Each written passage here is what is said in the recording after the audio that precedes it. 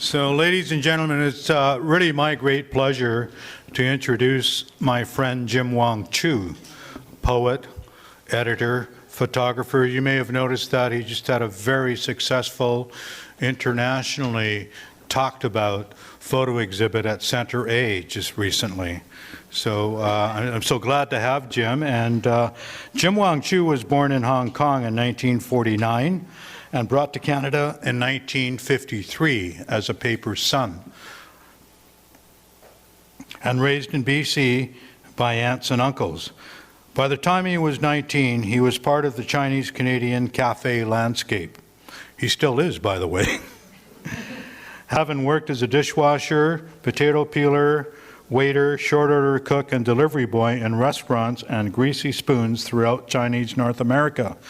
Eventually, he put down roots in Vancouver's Chinatown, an experience that became central to much of his work. After 4 years at the Vancouver School of Art, he produced a body of photographs about Chinatown of that era. This is the one that just showed at Center A. He has since worked as a community organizer, historian, radio broadcaster, and a founding member of the Asian Canadian Writers Workshop. I should also mention that he was one of the co-editors of the seminal edited editions of Swallowing Clouds and Many-Mouthed Birds. Jim, can you please give you Jim Wong-Chu?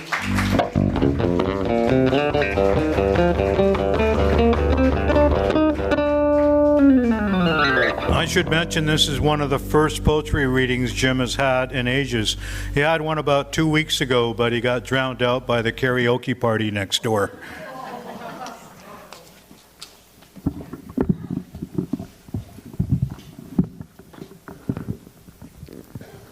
Thank you, Sid, and also thank you for Heart City Festival. I'm amazed. For you guys all to come out on this wet and woolly day is absolutely fantastic. It shows the how well the festival has progressed, and people are actually interested in things that we're talking about. So for that reason, I'm very, very grateful. I also want to comment on the very first film that Karin did. There's a lot of swearing in village dialect.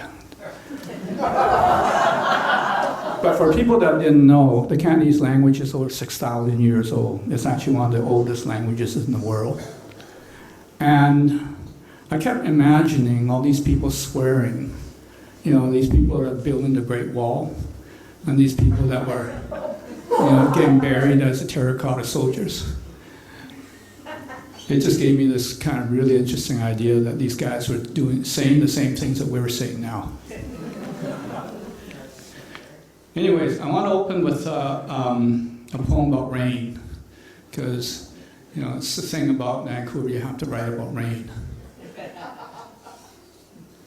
A curtain of rain, another act unfolds. Chinatown, forever changing. You and I, actors, audience, watching, being watched. Henderson Street East, nothing dampens your spirit. Quiet yet dignified, unassuming yet proud, hidden under umbrellas, steady as raindrops.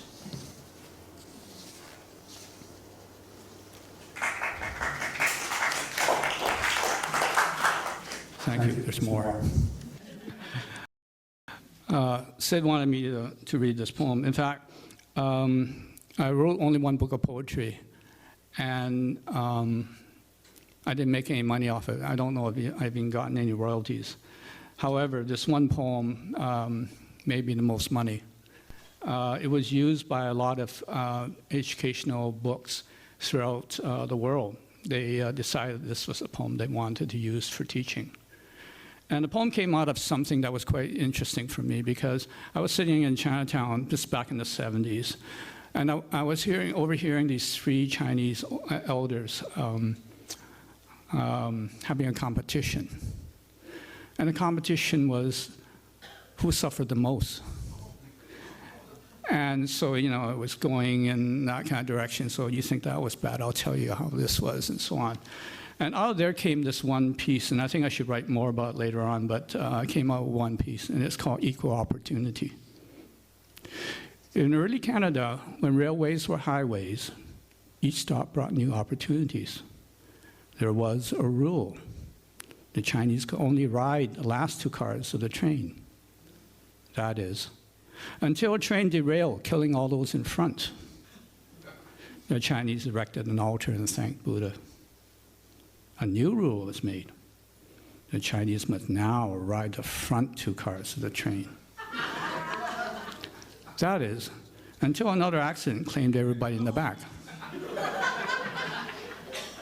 The Chinese erected an altar and thanked Buddha. After much debate, common sense prevailed. The Chinese are now allowed to sit anywhere on any train.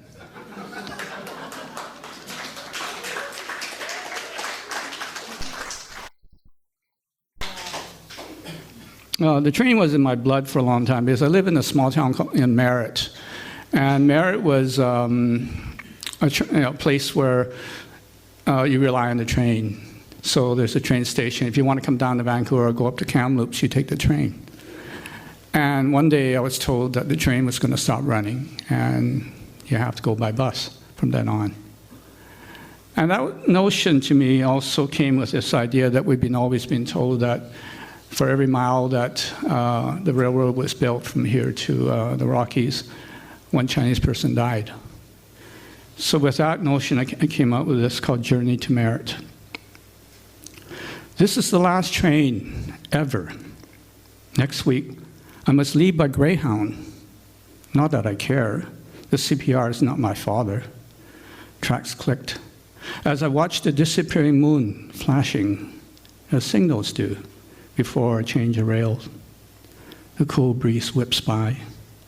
And every mile I see Chinese workers, pitching girders, sometimes solitary, sometimes blood-splattered, sweating and singing, while the moon shines a spotlight on them.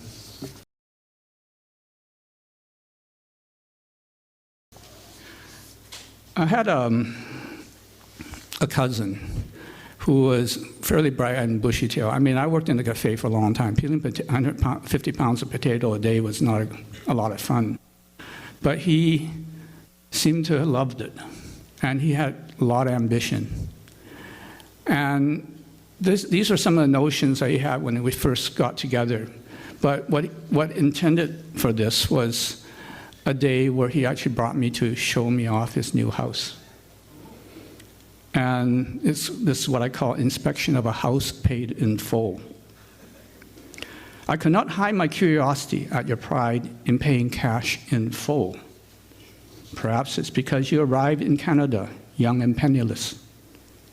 While working at our restaurant, you came up with the strangest notions that someday, when you own your own place, you can get away with substituting ink for coffee.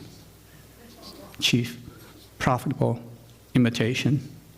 Those wild, hopeful impossibilities made yours a rocky one-man road up the Golden Mountain. Yet you made it. And today, looking me square in the eye, you tell me you have arrived, your family at your side.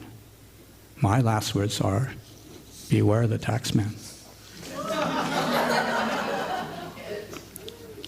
He did. He actually got audited.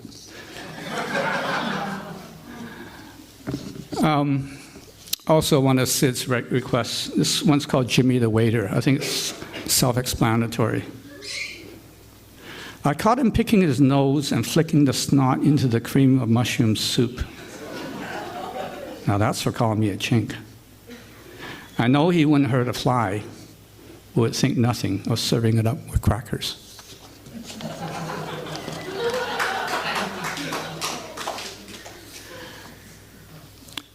You know, in the 70s, when so much immigration was coming, I encountered quite a few people that wanted so hard to assimilate that they actually forbid their children to speak any Chinese at home. You know, there was such a need to assimilate. And out of there was a lot of people that were trying to teach people ESL for as a second language. And out of there, I came up with this piece I call How Feel I Do. Your eyes plead approval on each other word, and even my warmest smile cannot dispel the shamed muscles from your face. Let me be honest with you. To tell the truth, I feel very much at home in your embarrassment. Don't be afraid. Like you, I too were mired in another language, and I gladly surrendered for English.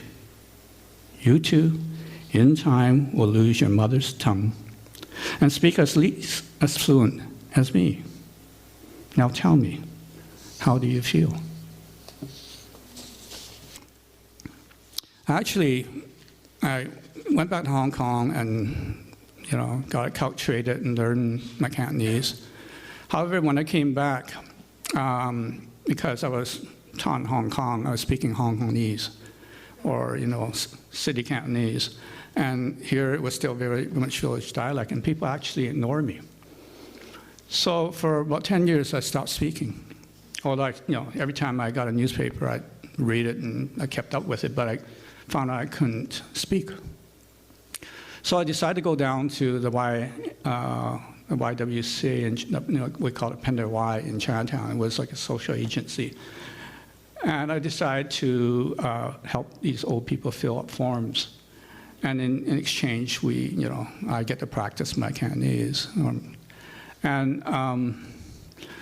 So it was a process. Like you have a process where you speak a bit of Chinglish, where you keep replacing words that you don't know in English and the Chinese and so on but eventually I got fluent. But one of the side effects of this was that there was all these old people that had nobody to talk to. And all of a sudden, it was me. So they start spilling out all their stories, all the pain and all this stuff. And I had to take it. It also helped me because it taught me that I wasn't alone. I wasn't the only one that was suffering and having problems with identity. Boy, these people had a hard time. Anyways, this is a piece that came out of it called Listen, Listen. I am captured, a willing victim. As the old man speaks, time stands very, very still. I hear the pop-pop of his heartbeat trapped between words, uttered in panic, hurrying, afraid the thin thread between us would slacken and break loose forever. It's all right. I will listen. I will listen to all. But his reminiscence of the 16-hour day had no time for time. I also had to help people send letters back to Hong Kong and the village. And this woman is one of the typical examples. She gave me 3 letters. Her daughter's son wanted to marry, send 1,000. Her sister's nephew has a firstborn, send 300. Her stepson in Hong Kong gambled his wages. Anything will do. An Ling had a pension and no more savings. She asked me to help her divide $10 and send each an equal share. I'm going to read a couple of mother and father poems. I have to deal with those kind of things in here. This one's on my father. My father came from the rice fields to the city, and there he stayed. Just yesterday, I sat and wondered about this. What does it mean? Rice field, a glittering city I tried to touch. Both ends, perhaps, a bridge, a causeway, linking rainbows, sunny wet afternoons, from green rice fields to glittering city, the green and glitter merging, steadily, quietly. Outside my window, it is raining. Today the rain nourishes the rice field, nourishes the city, nourishes me. Different story about my mom, though. She always wears her silence in front of father. Funny, though. None of us, brothers and sisters, ever woke when they made love. And it must have been often because there are many of us. But some knew that they were not wanted. Those are days before birth control pills and condoms, at least the cheap ones, We were poor. Funny though. Father never gave her money to buy food, preferring to buy it himself, but she fed us. I never understood this. In the morning, she'd be up before us, fixing our breakfast joke. And after packing us off to school, she'd start to wash by hand, cold soap water, wooden washboard, hand wrung, headless forms hung on bamboo poles, skier shirtless like flags, rolls of crucifix baking in the hot, dry wind. While we sleep in our one-room home, she mends last of tomorrow's clothes and quietly waits for her father. I'm going to read this one last piece. It talks about the social conditions about the older people in these old-age homes. This is a scene from the Monshang Home for the Aged. It's in Toronto. I was given a tour there, and the director told me about all these stories. And out of there, I created 3 scenes. She spends her waking hours counting every item. Something is always missing. She insists there are ghosts lurking behind her in shadows, snapping up a thing or two when she turns her head. A rope she wove with string she collects, ties her bedpost to her alarm clock in impossible knots.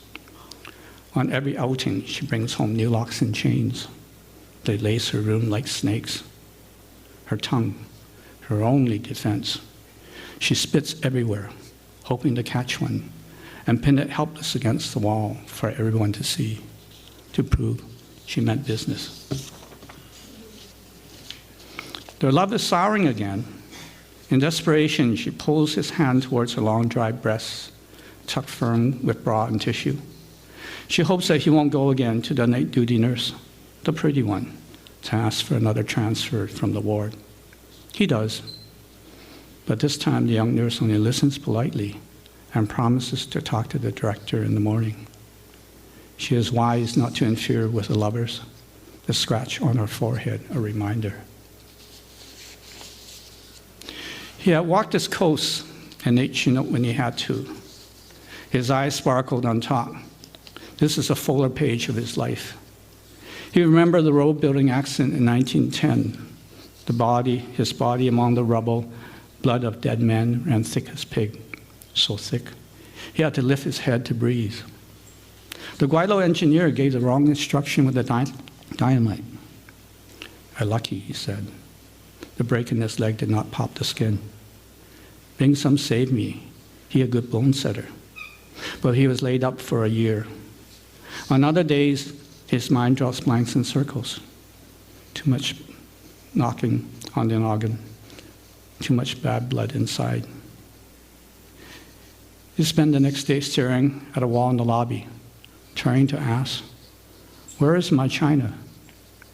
Someone laughed and told him it was directly below his feet on the other side of the world. In the morning, a nurse found him at the Union Station, dressed in his going-out clothes, his suitcase at his side, clutching tickets for home. Thank you.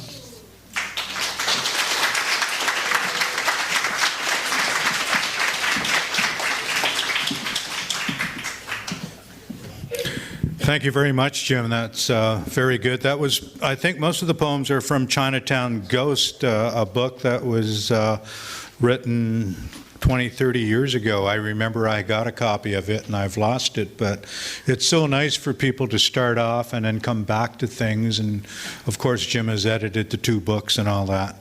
And very nice. And Jim is a major animator of the Chinese-Canadian literary landscape. You deserve a big hand for that, Jim.